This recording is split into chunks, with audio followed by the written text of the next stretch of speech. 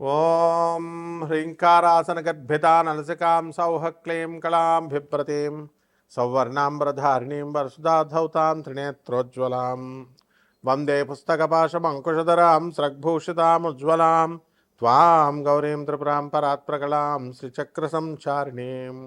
ఓం శ్రీ బెజవాడ కనకదుర్గాదేవ్యై నమః. శ్రీ దుర్గామల్లీశ్వరాభ్యాం నమః. మనకి ఈ యొక్క కుజ బుధ గ్రహాలు రెండూ కలిపి మనకి మీనరాశిలో ఉన్నాయి. మరి ఇది మీనరాశిలో 11 ఏప్రిల్ 2026 సంవత్సరం నుంచి మీనరాశి ప్రవేశం జరిగింది. అదేవిధంగా ఈ యొక్క కుజుడు మీనరాశిలో 2 ఏప్రిల్ 2026 సంవత్సరం నుంచి ఉంటుంది. దీనివలన మొత్తం 12 రాశుల వారు కూడా ఏమండి మాకు చాలా అప్పుల బాధలు ఎక్కువైపోయినాయండి, ఆదాయాలు పెరగట్లేదండి, అప్పులు తీరట్లేదండి అని చెప్పేసి వాళ్ళు చాలా బాధపడుతున్నారు. అంటే ఈ యొక్క ఎందుకు ఈ రుణ బాధలన్నీ కూడా మనం ఆదాయాలు పెరిగినా సరే మనం రుణ బాధలు మనం ఎందుకు తీర్చుకోలేకపోతున్నాం? ఇదంతా కూడా ఒక విధి విధానంలో మనకి మన కర్మ అన్నమాట, పూర్వజన్మ కర్మ. అది మనం ఎవరికైతే బాకీలు ఉన్నామో అటువంటి వాళ్ళందరికీ కూడా మనం దాన్ని ఈరోజు కాకపోయినా రేపైనా సరే, రేపు కాకపోతే ఎల్లుండైనా సరే మొత్తం మీద తీర్చాల్సినటువంటి అవసరం మనకుంది. దీన్నే కర్మ సిద్ధాంతం అంటారు. ఆ కర్మే దేవుడు. కాబట్టి అప్పుల బాధలో ఉన్నటువంటి వాళ్ళు శీఘ్రగతినే మనం అప్పుల బాధ నుంచి పోవాలి అంటే ఏదో ఒక దైవ సంబంధమైనటువంటి ఉపాసన ఉండాలన్నమాట ప్రతి ఒక్కళ్ళకి కూడా. అది చాలామంది మనుషులు సాధారణంగా బాల్యంలో ఆటలతోనూ, కౌమారంలో అయిపోయిన యవ్వనంలో వీళ్ళందరూ కూడా స్త్రీలతోనూ సమయం వెచ్చించుకుంటారని జగద్గురు ఆదిశంకరాచార్యులు వారు చెప్తారు. అదే యవ్వనంలో పిల్లలు పెళ్ళిళ్ళు ఇవన్నీ కూడా పుట్టిన తర్వాత, పెళ్ళిళ్ళు అయిన తర్వాత వీళ్ళందరికీ కూడా మనకి ఒకటే అర్థమవుతుంది ఏంటంటే అప్పటి నుంచి బాధ్యతలు పెరుగుతాయి. మనకి సంపాదించాలి, పిల్లలు పెద్దవాళ్ళు అవుతారు, తల్లిదండ్రులు అంతా కూడా వృద్ధులు అవుతారు. ఇక సంపాదన కావాల్సిందే ఆ వయసు నుంచి. కాబట్టి ఆ వయసులో వచ్చినప్పుడు మనకి మన ప్రయత్నాలు అన్నీ కూడా మనం పెడుతున్నప్పటికీ కూడా మనకి పని జరగట్లేదు. ఏదో రకమైనటువంటి అడ్డంకులు మనకు వస్తున్నాయి. మనకి ఏమిటిది, ఎందువలన నేను ప్రయత్నించినా సరే నేను ఈ యొక్క నా ప్రయత్నాలు సఫలం అవ్వట్లేదు అనేటటువంటి డౌట్ చాలామందికి ఉంటుంది. మరి దీని నుంచి పరిష్కార మార్గం అనేటటువంటిది ఒకే ఒక్క సాధన. ఆ సాధనే మనం శీఘ్రంగా ఇచ్చేటటువంటిది. ఈశ్వరుడు యక్ష రూపంలో చేసుకోవచ్చు, కృష్ణుడు, దత్తాత్రేయుడు, అమ్మవారు పార్వతీదేవి, దశమహావిద్యల్లో ఒకటైనటువంటి కమలాత్మిక అమ్మవారు, ఇలా దశమహావిద్యల ఉపాసన, వీటిల్లో ఇవన్నీ కూడా సంక్షిప్తంగా మనం ఏదో ఒకటి చేసుకుంటూ మనం ముందుకు వెళ్ళాలి. ఈ దైవ సహాయం వల్ల మనం చేసేటటువంటి ఈ పనుల నుంచి మనకి ఈ యొక్క గురువు యొక్క అనుగ్రహం, గురుమండల యొక్క అనుగ్రహం అనేటటువంటిది మనకు వస్తుంది. కాబట్టి మనకి శుక్రుడు ఈ యొక్క వృషభ రాశిలో 19 ఏప్రిల్ 2026 సంవత్సరం నుంచి మనకి ప్రవేశిస్తాడు. స్వక్షేత్ర గతుడు. కాబట్టి ఎవరినైతే మనం ప్రేమించామో అటువంటి వాళ్ళ యొక్క ప్రేమ మనకు దొరకడానికి అవకాశం ఉంటుంది. అలాగే ఎవరికైతే పెళ్ళిళ్ళు చేశామో అటువంటి వాళ్ళందరి కాపరాలు కూడా చక్కబడ్డానికి అవకాశాలు ఉంటాయి. అలాగే భార్యాభర్తల పాపం కాపరాలు విడిపోయినటువంటి వాళ్ళు మళ్ళీ కలవాలని భార్యకైనా భర్తకైనా ఎవరికో ఒకళ్ళకు ఉంటుంది. అవతల వాళ్ళకి మీరు ఎంతైనా చెప్పండి, ఆ యొక్క గ్రహం ప్రభావం వలన విననివ్వదు. వీళ్ళందరూ ఎప్పటి నుంచి వింటారంటే 19 ఏప్రిల్ 2026 సంవత్సరం నుంచి మనకి వినడం అనేటటువంటివి జరుగుతాయి. అదేవిధంగా ఈ యొక్క గురుడు మనకి 2/6/2026 సంవత్సరం నుంచి 31 అక్టోబర్ 2026 సంవత్సరం వరకు మనకి గురు మహాదశ, ఈ యొక్క గురు సంచారం జరుగుతుంది. మరి ఈ గురు సంచారంలో గురు మహాదశలు జరిగేటటువంటి వాళ్ళు కూడా ఉంటారు. మరి వాళ్ళకందరూ కూడా న్యాయంగా వాళ్ళందరూ కూడా సంపాదన అనేటటువంటి ధర్మబద్ధంగా చేసుకుంటూ జీవనము పరువు ప్రతిష్టలతో ముందుకు వెళ్తారు.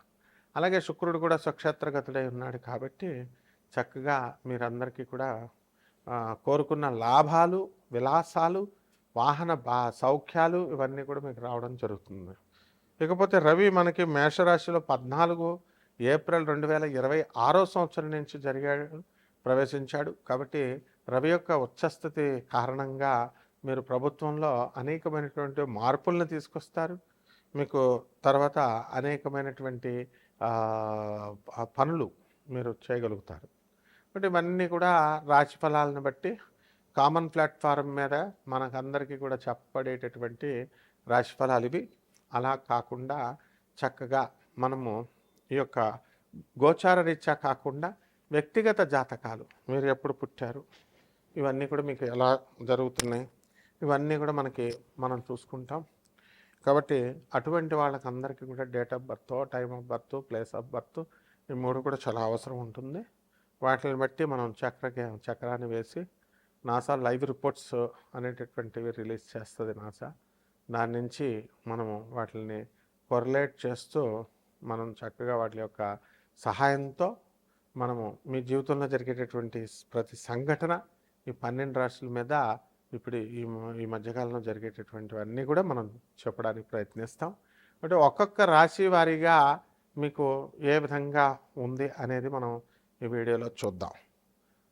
ఒక్కొక్క రాశి వారికి చూద్దాం. మిథున రాశి ఈ మిథున రాశి వారికి అందరికీ కూడా జన్మంలో ఉన్నటువంటి గురుగ్రహ ప్రభావం వలన అనేకమైనటువంటి కోరికలు కలుగుతూ ఉంటాయి. మనం ఇది సాధించాలి, అది సాధించాలి అనే కోరికలు ఉంటాయి. అలాగే విదేశాలకు వెళ్ళి మనము చక్కగా సాధించుకోవాలి ఇది అని మనం ఉంటాయి. విదేశాల మోజు అనేటటువంటిది ఉంటుంది.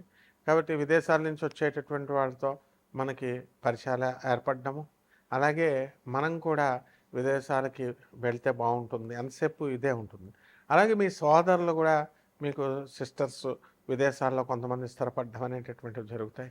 అలాగే ఇక్కడ కూడా మీరు ఈ యొక్క రాశివారు మిథున రాశి వారికి ఆదాయాలకు కొదవలేదు, మరి ఖర్చులు కూడా అధికంగా వీళ్ళకి ఉంటాయి. కానీ మిథున రాశి వాళ్ళు జాగ్రత్త పరులు ఖర్చు విషయాల్లో. కాబట్టి అయినా సరే మనం ఎంత జాగ్రత్తగా ఉన్నా సరే కూడా మనకి ఏంటి ఖర్చులు ఇంత ఇదిగా అయిపోతున్నాయని మీరు ఆశ్చర్యపోతూ ఉంటారు. అలాగే ప్రభుత్వ ఉద్యోగాలలోనూ అలాగే ప్రైవేట్ ఉద్యోగస్తులు ఎవరైతే ఉన్నారో అటువంటి వాళ్ళందరూ కూడా ఇతర రాష్ట్రాలకు వెళ్ళాలని మీరు ప్రయత్నిస్తూ ఉంటారు. అటువంటి వాళ్ళందరికీ కూడా మీ కోరికలు తీరడానికి అవకాశాలు అధికంగా ఉన్నాయి. ఇక కోల్డ్ స్టోరేజ్ బిజినెస్లు, అలాగే వ్యవసాయం ప్రాతిపదికగా చేసుకొని మనము పంటలు, ఆ తర్వాత దానికి సంబంధించినటువంటి ఎరువులు, ఫర్టిలైజర్స్ ఇవన్నీ కూడా మరి వ్యాపారాలు బాగుంటాయి. హార్టికల్చర్ బిజినెస్లు ఇవన్నీ కూడా చాలా లాభాలను ఇస్తాయి.